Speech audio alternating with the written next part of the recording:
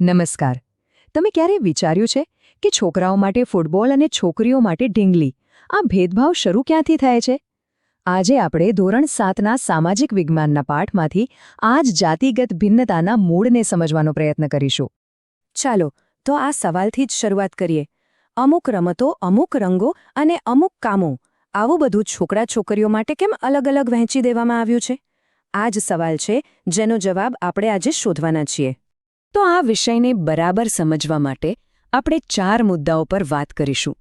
પહેલાં તો એ જોઈશું કે આ જાતિગત ભિન્નતા છે શું.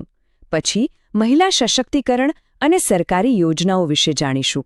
એ પછી ભારતની કેટલીક શક્તિશાળી મહિલાઓની વાત કરીશું. અને છેલ્લે જાતિ પ્રમાણનું ગણિત શું કહે છે એના પર એક નજર નાખીશું. તો પહેલો સવાલ, આ જાતિગત ભિન્નતા છે શું? જુઓ, આ માત્ર છોકરા અને છોકરી વચ્ચેનો શારીરિક તફાવત નથી, પણ એનાથી ઘણો વધારે છે. આ તો સમાજે બનાવેલા નિયમો છે. પેલી વાતો સાંભળી છે ને, અરે છોકરાઓ થોડી રડે, કે પછી છોકરીઓ એન્જિનિયરિંગમાં જઈને શું કરવું છે? બસ આ જ એવી માન્યતાઓ છે જે આપણા બાળપણની રમતોથી લઈને મોટા થઈને શું બનવું એ બધા નિર્ણયો પર અસર કરે છે. તો પછી સવાલ એ થાય કે આ સામાજિક નિયમોને તોડવાનો ઉપાય શું? અને એનો જવાબ છે મહિલા સશક્તિકરણ. અને હા, આ ખાલી એક ભારેખમ શબ્દ નથી. આ તો એક એવી ક્રાંતિ છે જે મહિલાઓને પોતાના નિર્ણયો જાતે લેવાની અને આગળ વધવા માટે સમાન તકો મેળવવાની તાકાત આપે છે. અને જુઓ, સશક્તિકરણનો મતલબ ખાલી મહિલાઓને મજબૂત બનાવી એટલો જ નથી. એનો સાચો અર્થ તો એ છે કે જ્યારે એક મહિલા ભણે છે ને, ત્યારે એ આખા પરિવારને ભણાવે છે. જ્યારે આર્થિક રીતે પગભર થાય છે, ત્યારે એ દેશની અર્થવ્યવસ્થાને પણ મજબૂત કરે છે. એટલે સીધી વાત છે, મહિલાનો વિકાસ એટલે આખા સમાજનો વિકાસ. અને આ લક્ષ્ય સુધી પહોંચવા માટે સરકાર પણ પોતાના પ્રયત્નો કરી રહી છે. મુખ્યત્વે 3 સ્તરે કામ થાય છે. પહેલું છે આરોગ્ય, ખાસ કરીને માતૃત્વ સ્વાસ્થ્યને લગતી યોજનાઓ દ્વારા. બીજું છે શિક્ષણ, જેમાં બેટી બચાવો, બેટી પઢાઓ જેવી યોજનાઓ બહુ મહત્વની છે. અને ત્રીજું છે આર્થિક રીતે આત્મનિર્ભરતા. અને આ ત્રણેય વસ્તુઓ છે ને, એ એકબીજા સાથે જોડાયેલી છે. સારું સ્વાસ્થ્ય હશે તો ભણી શકાશે, અને ભણતર હશે તો આર્થિક રીતે પગભર બની શકાશે. સારું, તો હવે જોઈએ કે આ સશક્તિકરણ જ્યારે હકીકતમાં ફેરવાય છે ત્યારે કેવા અદ્ભુત પરિણામો મળે છે. ચાલો આપણે ભારતની એવી કેટલીક મહિલાઓને મળીએ જેમણે પોતાના કામથી ઇતિહાસ રચી દીધો. આપણી યાદીમાં સૌથી પહેલું નામ છે પ્રતિભા પાટીલનું. એમણે રાજકારણમાં ટોચનું સ્થાન હાંસલ કર્યું, અને એમની સફર માત્ર રાજસ્થાનના રાજ્યપાલ પદ સુધી સીમિત નહોતી. પણ એનાથી પણ આગળ વધીને તેઓ બન્યા ભારતના પ્રથમ મહિલા રાષ્ટ્રપતિ. વિચારો, દેશના સર્વોચ્ચ પદ પર એક મહિલા. એમણે સાબિત કરી દીધું કે કોઈ પણ પદ મહિલાઓની પહોંચથી બહાર નથી. હવે એક એવા નામની વાત કરીએ જે ભારતીય રાજકારણમાં શક્તિ અને નેતૃત્વનો પર્યાય બની ગયું. ઇન્દિરા ગાંધી. તેઓ ભારતના પ્રથમ અને આજ સુધીના એકમાત્ર મહિલા વડાપ્રધાન રહ્યા છે. એમના મજબૂત નેતૃત્વ અને જે રીતે તેઓ નિર્ણયો લેતા, એનાથી દેશની દિશા જ બદલાઈ ગઈ હતી. એમના કાર્યકાળને આજે પણ યાદ કરવામાં આવે છે. આગળ વાત કરીએ સુષ્મા સ્વરાજની, જેઓ જાહેર સેવાનું એક ઉત્તમ ઉદાહરણ છે. ખાસ કરીને એમના વિદેશમંત્રી તરીકેના કાર્યકાળને લોકો આજે પણ યાદ કરે છે. એ માત્ર એક રાજનેતા જ નહોતા, પણ વિદેશમાં મુશ્કેલીમાં મુકાયેલા હજારો ભારતીયો માટે આશાનું કિરણ હતા. તમને ખબર છે, એમનું એક ટ્વીટ લોકોની મોટી મોટી સમસ્યાઓ ઉકેલી દેતું. આ બતાવે છે કે તેઓ કેટલા સંવેદનશીલ અને કાર્યક્ષમ હતા. ચાલો હવે રાજકારણથી થોડા કળાના વિષય તરફ જઈએ.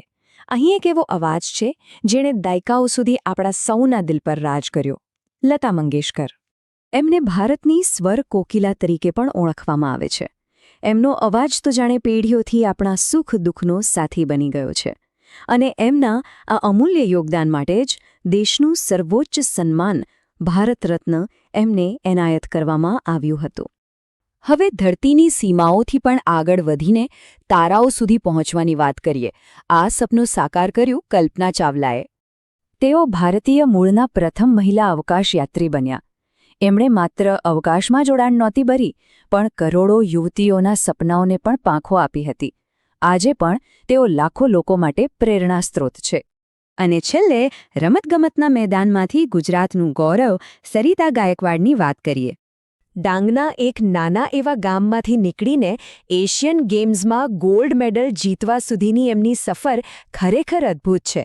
એમની આ સિદ્ધિ એ વાતનો પાક્કો પુરાવો છે કે જો પ્રતિભા અને સખત મહેનત હોય તો કોઈ પણ પરિસ્થિતિ તમને રોકી શકતી નથી.